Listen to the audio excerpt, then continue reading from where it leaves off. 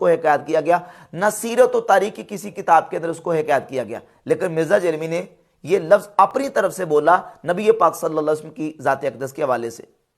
پھر جب اس کو ڈیفینڈ کر نہیں پا رہا تو کسی جگہ پہ یہ کہتا ہے کہ یہ جو چھوکرا لفظ ہے یہ نیگیٹو ورڈ ہی نہیں ہے، کسی جگہ پہ یہ کہتا ہے کہ میں نے تو یہودیوں کے ریفرنس سے کہا ہے، نقل کفر کفر نباشت کے طریق پر کہا۔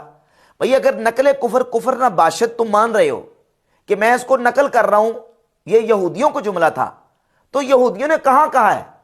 قرآن میں یا حدیث میں اس کو رپورٹ کیا گیا؟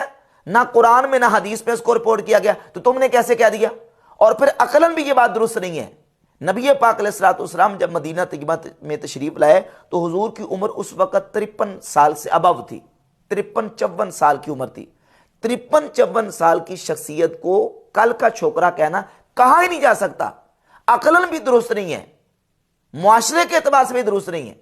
نہ یہودیوں نے کہا، نہ اتنی عمر کی شخصیت کو کوئی کہہ سکتا ہے، نہ کہا جا سکتا ہے۔ یہ جملہ اپنی طرف سے اس نے بنایا اور بنا کے نبی پاک صلی اللہ علیہ وسلم کی ذات اقدس کے بارے میں یہ کہا کہ نعوذ باللہ انہوں نے تو یعنی یہ بتانا یہ چاہ رہا تھا کہ مجھے یہ کہتے ہیں تو یہ تو نبی علیہ السلام کو بھی کہا گیا کہ یہ کل کا چھوکرا، حالانکہ نبی علیہ الصلوۃ والسلام کو یہودیوں نے یہ لفظ نہیں کہا۔